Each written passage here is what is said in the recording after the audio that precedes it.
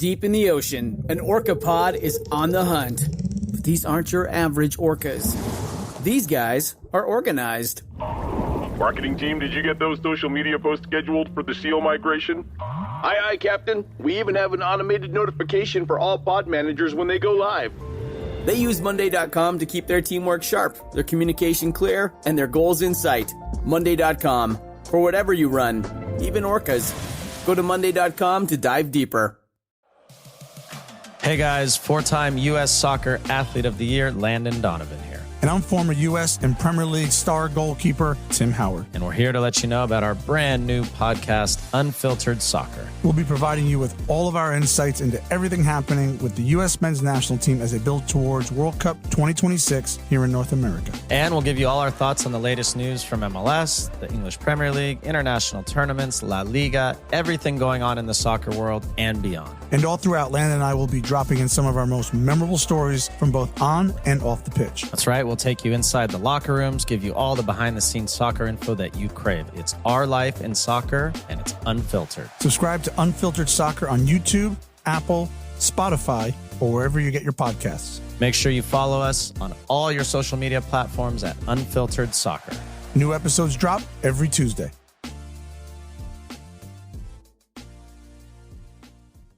Need a holiday gift that will keep her sparkling all year long? Blue Nile, the original online jeweler, has experts on hand 24/7 who can help you find the perfect piece. Beyond that, Blue Nile makes the gifting experience easier than ever, with guaranteed free shipping and returns, as well as a wide assortment of jewelry of the highest quality at the best price. Right now, get 30% off jewelry at BlueNile.com. That's BlueNile.com for 30% off. BlueNile.com.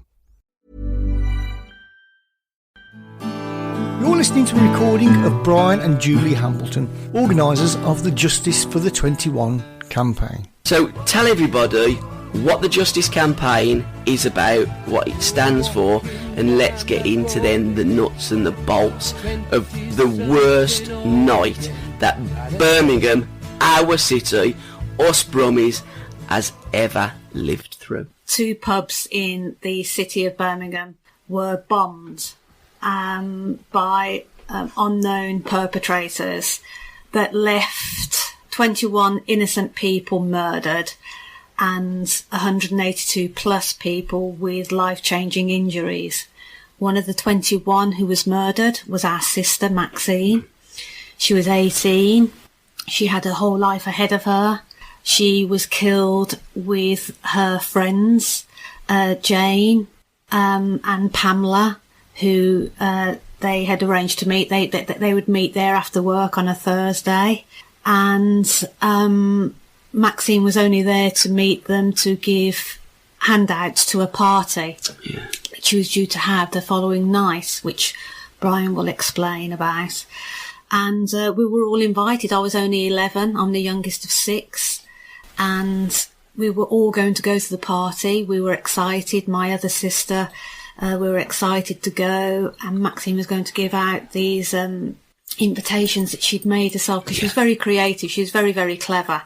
She was a lovely, lovely girl. She was funny. She had loads and loads of friends. She was clever. She was witty. She was as sharp as a knife. She was, typical Brummie. Yeah, but she was like Mum, strong, stubborn, and a really strong-willed. She was everything to us. Yeah. You know, on the back of her loss, none of us are the people that we should have been, because she was quite a powerful force in our family.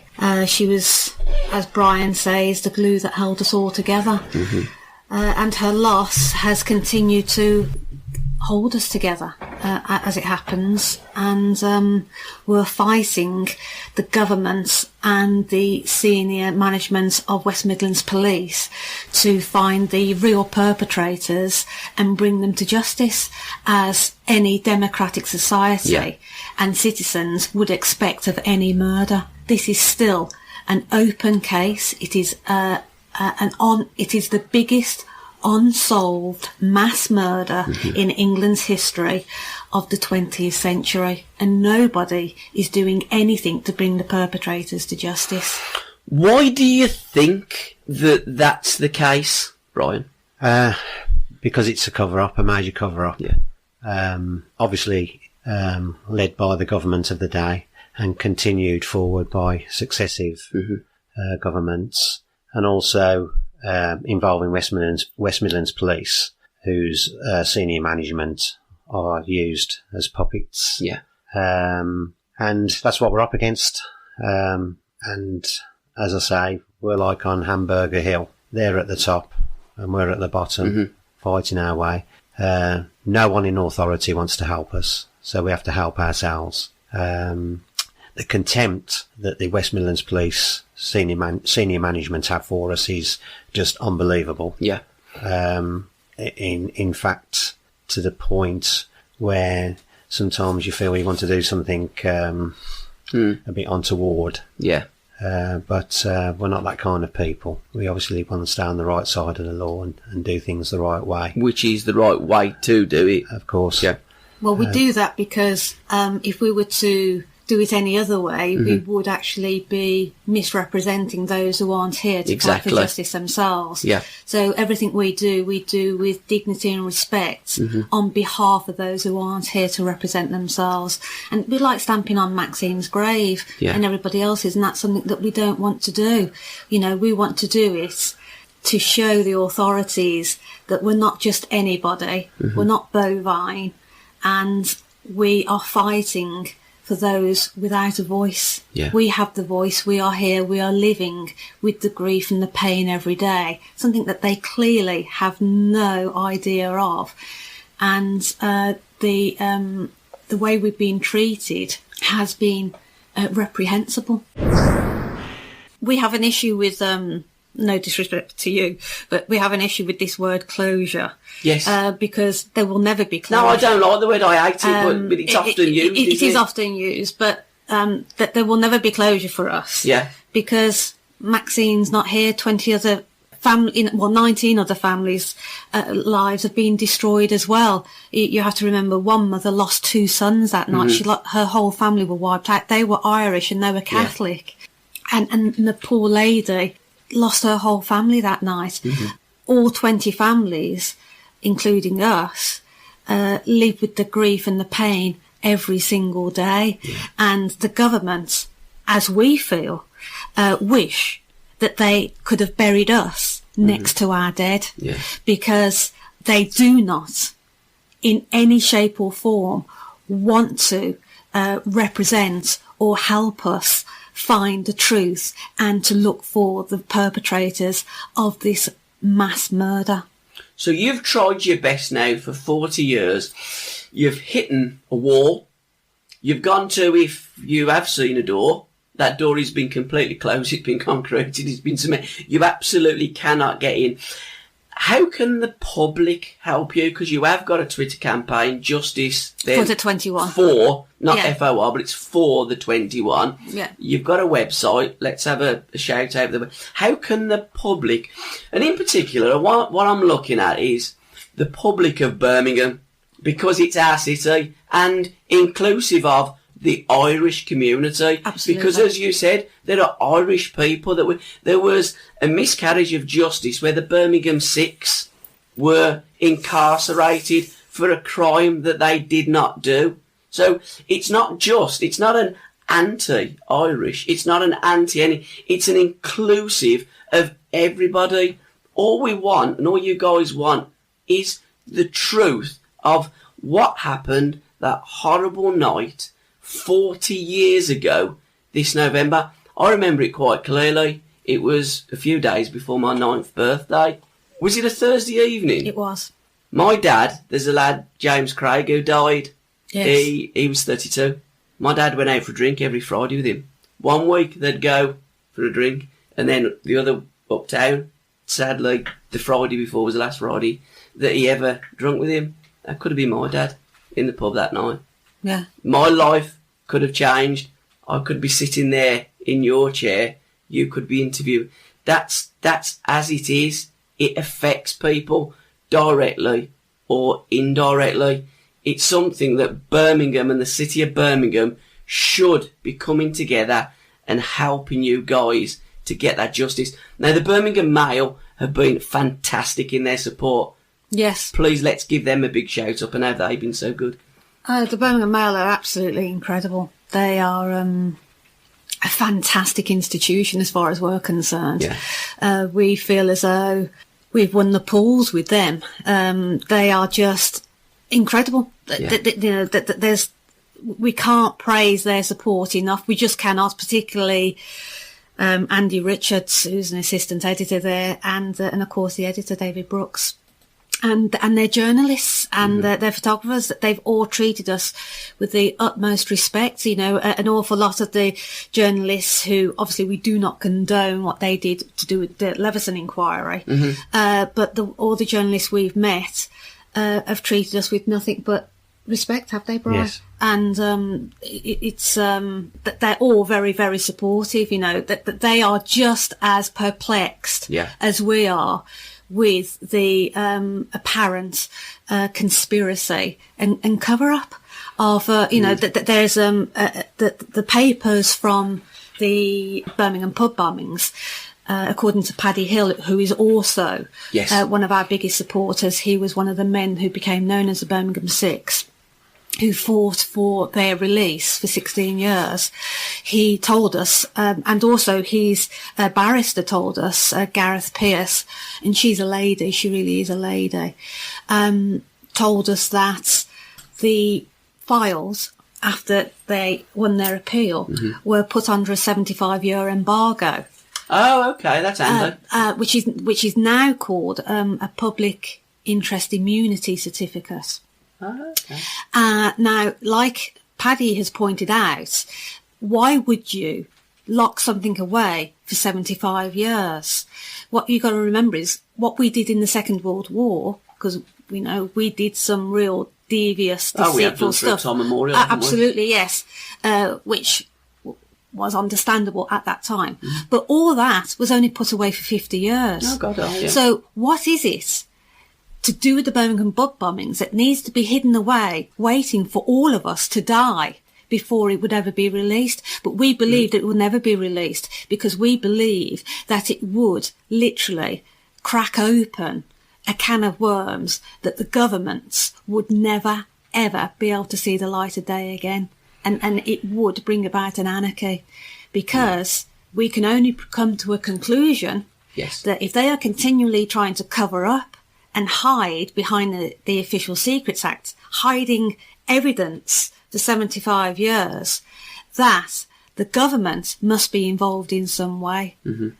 I think that's it's a conclusion that I think a lot of people would come to, certainly in cahoots with, certainly covering something up.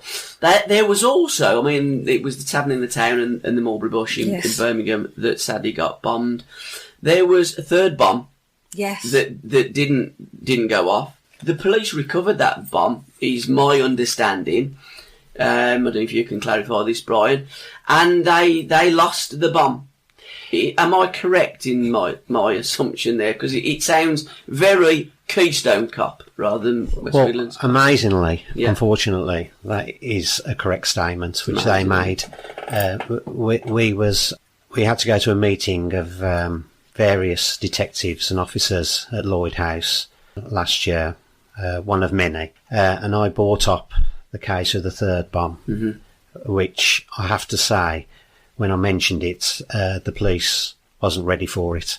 And it became a very painful, embarrassing situation where one policeman was turning around to the other, asking where the bomb was, till in the end, after about the fourth officer, someone had to say something relative and says, yes, in so many words, they knew where the bomb was, and it would be in transit, or words to the effect of whatever that meant. Hey, what? It's going round somewhere. Well, obviously it would be brought back into the picture somehow because obviously it's major evidence.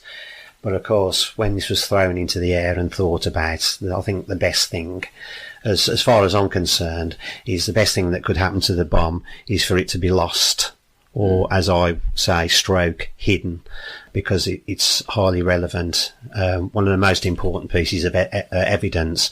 Plus, they lost what they admitted, another 35 items. I mean, that could be 135 items. Right. As far as I know, I've never been a policeman, but I know many policemen. Yeah. And when you have evidence has to be signed in to a compartment at the police station, and wherever it's moved to and from, it has to be signed out and signed back in. So God knows how this happened. And more unfortunate for us, unfortunate news was, we was told by the Chief Constable and the head of the counter-terrorism unit, Marcus Beale, the Assistant Chief Constable, that all these relative items and materials and evidence was going to be sent to the world-famous Netherlands Forensic Science Laboratories, where they would be DNA profiled, etc. God knows why this is, because if you go onto the West Midlands Police blog about their forensics laboratories, you are blinded by the lights hitting your eyes. So why they had to pay, and I think a figure was plucked of 1.3 million. Jesus. For them to be transported there and analysed. At a meeting on April the 7th this year, the Chief Constable admitted that nothing was taken anyway, that the professors / forensic experts just read an old file from the beginning of the 90s and just accepted what was written as read. So that was a major shock to us. But getting back to the nitty gritty, I know we're always ranting on about West Midlands Police upper management, but we don't have any argument at all with frontline officers who are paid to do a job and do a pretty good job under the circumstances that they have and the amount of officers that there is to do the job that they. No, that the frontline officers are absolutely fantastic. Actually, exactly, that they are. I mean, many of them that we meet, particularly because we were assigned liaison officers. 38 years too late, but nevertheless we were assigned liaison officers that we can turn to if necessary. But and they've been very good. That they're very nice people, I have to say. But they also have task force now. So when you want to protest, you have to or demonstrate, you have to apply. Because we always follow the rules, If we want to collect signatures in the city, we apply to Birmingham City Council for permission. Yeah. We don't do anything, ad hoc, because we want to follow the rules and regulations. And do it peacefully as well. But the task force guys that we deal with at West Midlands Police are absolutely fantastic. They come and chat to us and they're lovely. They really are. And we haven't got an issue with them at all. In fact, that they actually have our sympathy because of those in the hierarchy are at best questionable in the way that they, inverted commas, manage their staff. Because they can't manage themselves and they certainly are not equipped to do the job that they're employed and paid to do. And we pay their salaries and we question where our money is actually being spent and who employed these people. When we were at the Northern Ireland Affairs Select Committee in Westminster a month ago, I actually said that at to the Select Committee, which had a range of every single politician from every single political group there, particularly from Northern Ireland as well. And I said, the Chief Constable, how this man got his job, I will never know because it's a complete and utter waste of space. We have no confidence in this man whatsoever. And another pause for thought was the fact that Brian discovered that during the past 2 years that they've been reassessing the evidence from the Birmingham pub bombings. Which was actually, we've come to the conclusion, which just gave them an excuse to put everything onto the computer, onto a memory stick, as opposed from paper. That Marcus Beale, the Assistant Chief Constable of the Counter-Terrorism Unit, who was overseeing all of this, was actually, and still is, under investigation with the IPCC for withholding evidence from another massive murder case. All right. Yeah, pretty consistent then. Oh, absolutely, yes. Yes. And also Hillsborough are coming this way this year, where the IPC are going to be questioning them, where they got allegedly witnesses from Hillsborough to change their witness statements. There's a lot of that going on at Hillsborough, isn't there? There's pages that go missing. And at the meeting in April with the Chief Constable and the Assistant Chief Constable of West Midlands Police, it was highlighted to them that we have no trust in them whatsoever. Yeah. While we were there, I questioned the Chief Constable, who had said that they'd sent all this stuff to the Netherlands to be forensically tested, and they said that it was past its, for want of a better expression, its sell-by date. Mm-hmm. And I said to him, well, if that's the case, then what was sent? And he was so arrogant in his answer, and he shrugged his shoulders, and he went and he looked at his men and he went, have I not just answered that question? Well, actually, no, that's what I'm asking. And I looked at him and I said, no, you haven't. So I picked up a glass and I said, you see this glass? If this glass was part of the third bomb, that, by the way, was still intact. Yeah. And because he was on about having being able to, I can't think of the word, being able to detail the resonance of examining it. Yeah. And I said, you've touched it, I've touched it, we've all touched it. It's contaminated. Yeah, yes, but you can identify those fingerprints because you have them. Yeah. But then other fingerprints are found on there. Was that glass sent to the Netherlands? And he went, no. I said, so nothing was sent? No. He said, no. I said, so you've lied to us. For the past 2 years, we've been lied to. We were promised that all of your tangible evidence was going to be sent to the Netherlands to be forensically tested. He said, no, nothing was sent. The only things that were sent were some letters, apparently, that they're trying to see if there was any fingerprints on there. Hey, I'm Ryan Reynolds. Recently, I asked Mint Mobile's legal team if big wireless companies are allowed to raise prices due to inflation. They said yes. And then when I asked if raising prices technically violates those onerous 2-year contracts, they said, what the f*** are you talking about, you insane Hollywood ass f- So to recap, we're cutting the price of Mint Unlimited from $30 a month to just $15 a month. Give it a try at mintmobile.com/switch. $45 upfront payment equivalent to $15 per month. New customers on first 3-month plan only. Taxes and fees extra. Speed slower above 40 gigabytes. See details. Ready to pop the question? The jewelers at BlueNile.com have got sparkle down to a science with beautiful lab-grown diamonds worthy of your most brilliant moments. Their lab-grown diamonds are independently graded and guaranteed identical to natural diamonds, and they're ready to ship to your door. Go to BlueNile.com and use promo code LISTEN to get $50 off your purchase of $500 or more. That's code LISTEN at BlueNile.com for $50 off. BlueNile.com, code LISTEN. And see if they're in the system.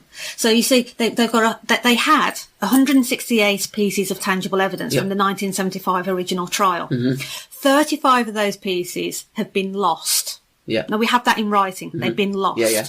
One of those 35 items is the third bomb. Yes. Now the third bomb was found intact. It didn't explode. But what happened was a bomb squad come and exploded it under a controlled explosion. Okay. So it was like taking off. It was like a boiled egg. Yeah, sure. You take the top off. So everything else was intact. Yes. Now we're not talking about a piece of paper here that's been lost. No. We're talking about a box.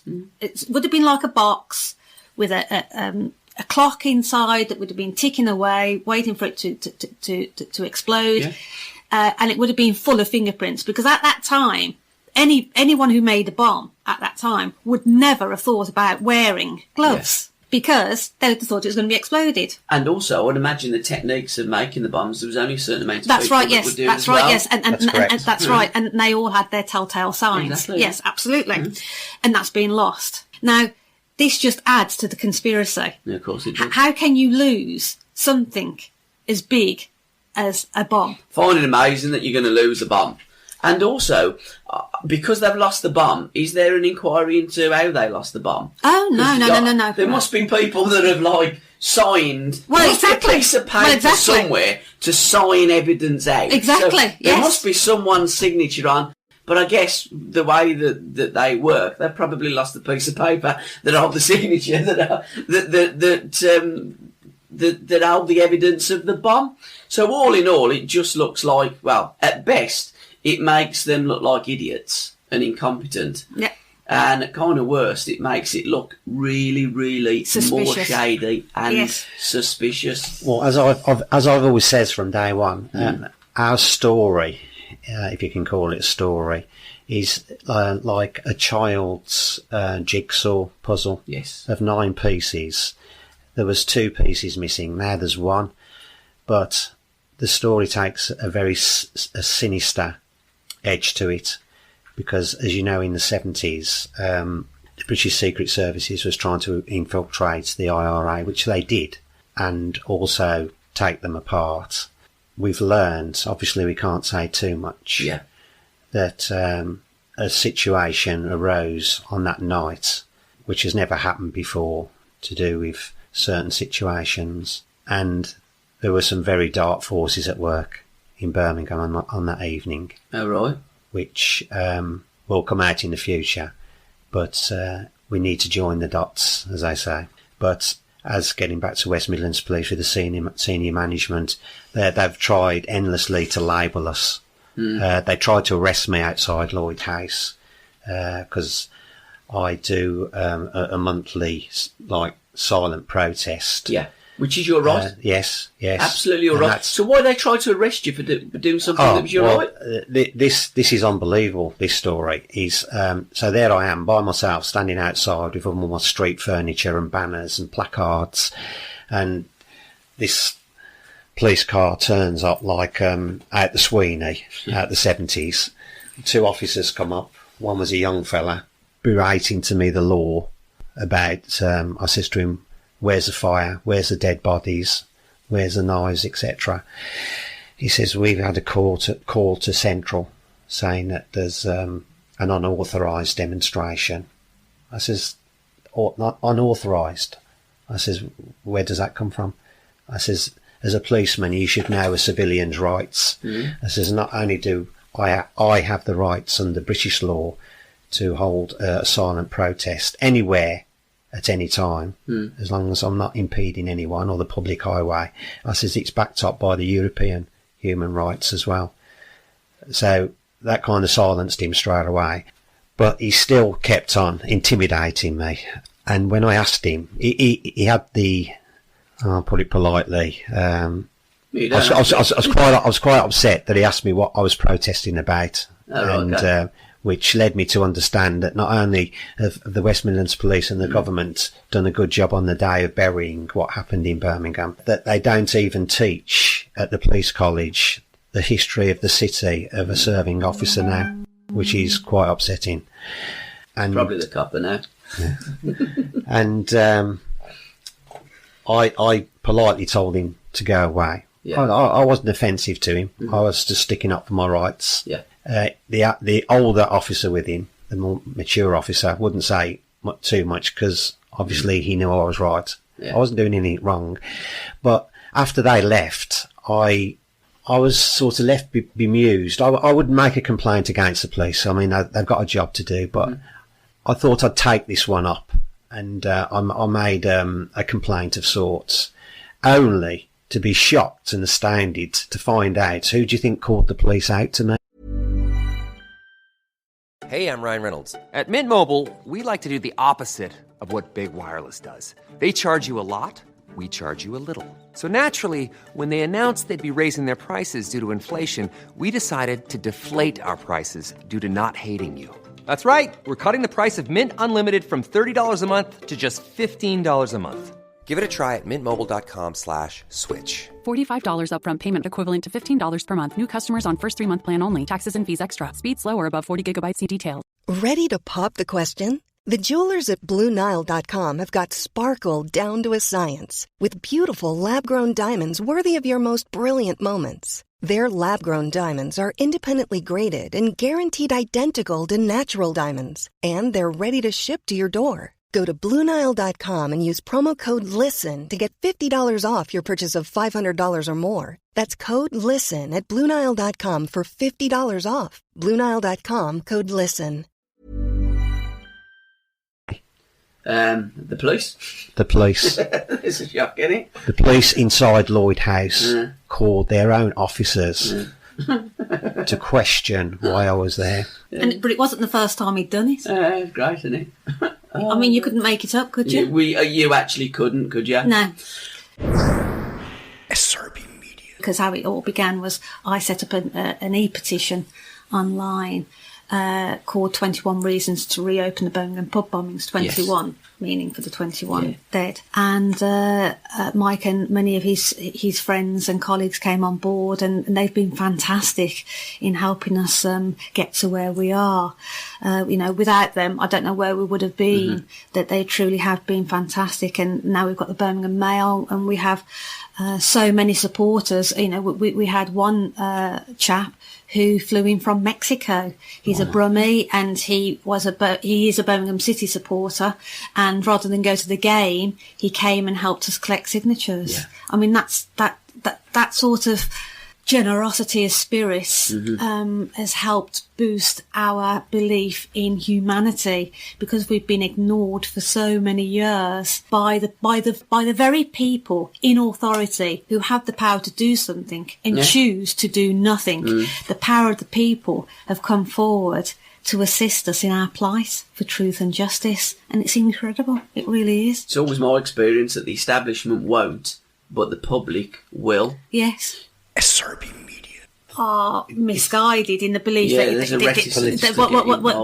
it's political, but we are not political. No. We are not political. All you want is justice. All we want is what any family of a murdered victim would want, is justice. We don't make it political. We are actually apolitical. We have no political affiliations with any political party. We will talk to any political party.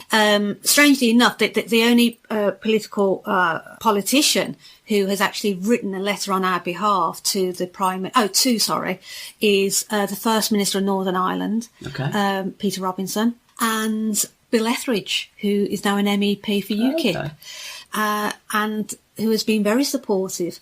But we will talk to any political party. Some of our biggest supporters are from the Irish community, and from Northern Ireland, and why wouldn't they be? Absolutely. That's what it is, isn't it? Everybody got it. I think it was Mike, wasn't it, who came up with a placard. One of our placards says, "The bombs didn't discriminate, and neither do we." No. We've always said we have no qualms and we have got no fight or argument with any nationality, in particular the Irish, because they have suffered just as much as we have. And their pain is our pain. And we want them on board. I heard through I can't remember who told me, but a lady from the Irish community in Birmingham. I think that there's an organisation called Irish, and they're trying to organise inviting someone major from Ireland to come across on the day to attend a mass in St Philip's Cathedral in the afternoon, which would be absolutely and we'd love that, and we want all cultures and backgrounds to come on board. We want the Muslims, Sikhs. We've had 20,000 down the Canhill Park with Eve Miller, haven't we? Absolutely, Let's get our Catholics, Muslim brothers, Protestants, Buddhists. It's the city of that Birmingham, counts, absolutely, and we need to come together and show the strength and how we are refusing to allow this atrocity to plague our future. Our motto for Birmingham is forward. So we are moving forward in a positive way, but we can only move forward in a positive way if justice is seen to be done. Because if justice isn't seen to be done, then what hope do our children of the future have of seeing justice being done if, God forbid, this was ever to happen again?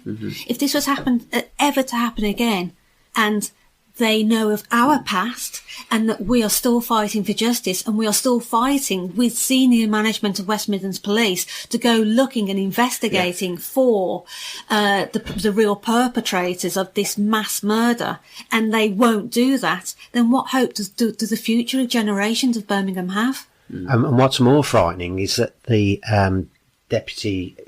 Assistant Chief Constable, Marcus Beale, head of the CTU, if ever there is, God forbid, another bombing atrocity in Birmingham, is to think and the children who read our blog sites and everything, who I must say are the younger generation are our greatest supporters. They cannot believe in history that they do not know what happened in this city. No, that's amazing. And if, as I say, and God forbid that it ever did, with the trouble in the world, if another terrorist decided to set a bomb off in Birmingham again, we have a man in charge of the CTU, as in ACC Marcus Beale, who not only doesn't want to take up the gauntlet to track down and arrest the named bombers, because they have their names, and and actually you could say they're protecting them. I mean, what does that say about the city of Birmingham?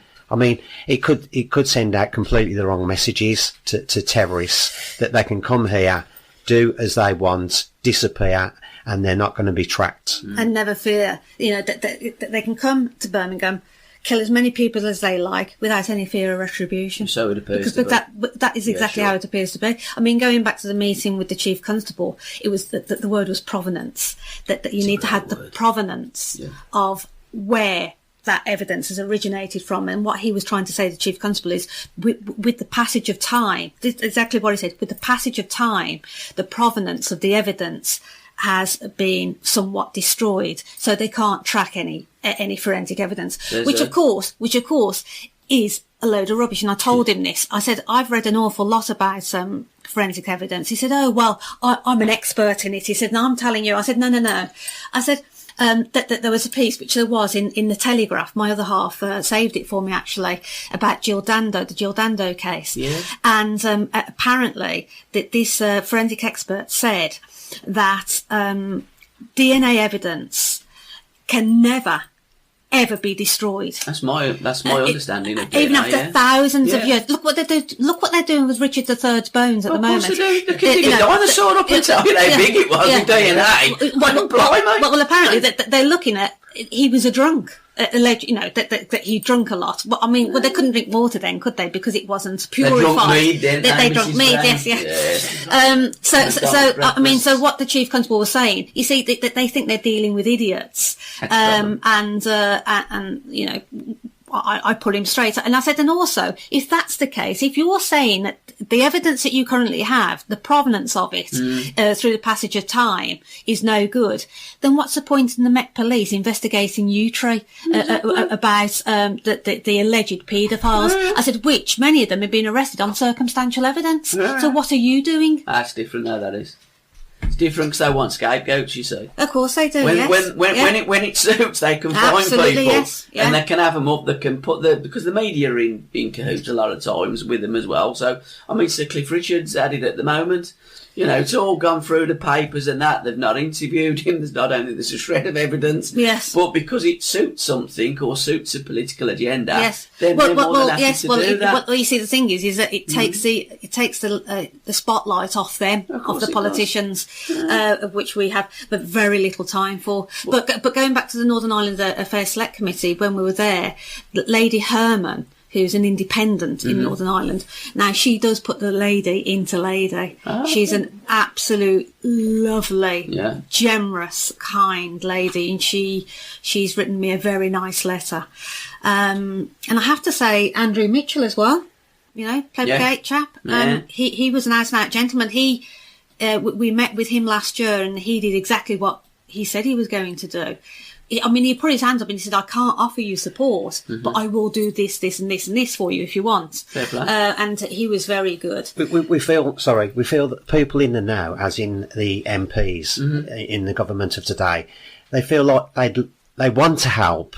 Oh, God, But they can't. Because, to the point of putting their job and future. They're warned off. This is the biggest mass murder of Birmingham's or England's history of the 20th century, and nobody is doing anything to look for the murderers. What does that say about our society? What does that say about our politicians? I think it's bent. I think it's corrupt. I think it's all they're treating victims and survivors as the baddies.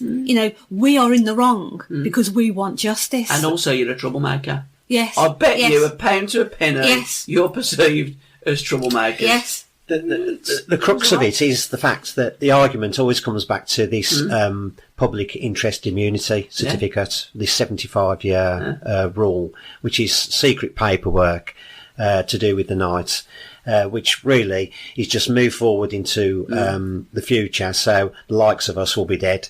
So our sons or grandsons, yes, absolutely. But where my sons are concerned, I have chiseled it into their mind. If I die tomorrow, they will continue the fight. So that 75-year rule, which expires in 2068, as Julie says earlier, could be reassessed and move forward another 50 years. But the key to our fight, if there's not any corruption or conspiracy going on, why don't the people in power open the key to that box and read what's inside it? It's as simple as that. Very easy to do, isn't it?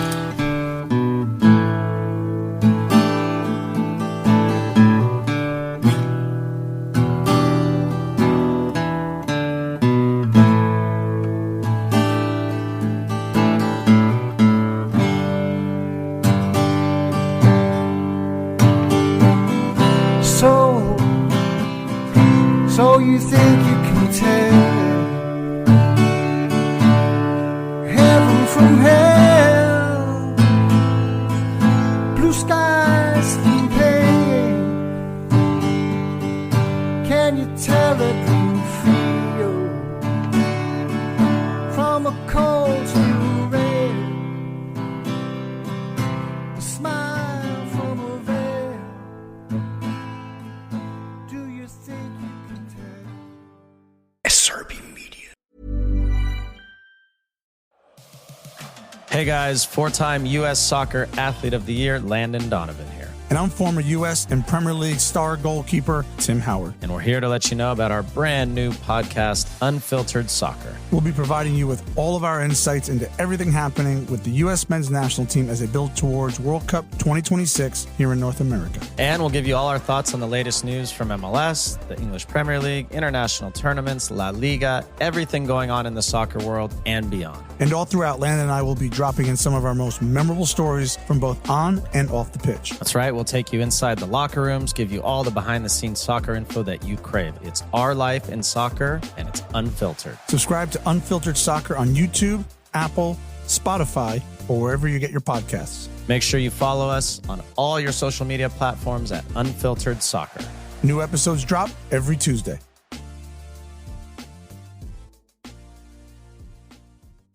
This episode is brought to you by Progressive Insurance. Do you ever think about switching insurance companies to see if you could save some cash? Progressive makes it easy to see if you could save when you bundle your home and auto policies. Try it at Progressive.com. Progressive Casualty Insurance Company and Affiliates. Potential savings will vary, not available in all states. My dad works in B2B marketing. He came by my school for career day and said he was a big ROAS man. Then he told everyone how much he loved calculating his return on ad spend. My friends still laugh at me to this day. Not everyone gets B2B, but with LinkedIn, you'll be able to reach people who do. Get a $100 credit on your next ad campaign. Go to linkedin.com/results to claim your credit. That's linkedin.com/results. Terms and conditions apply. LinkedIn, the place to be, to be.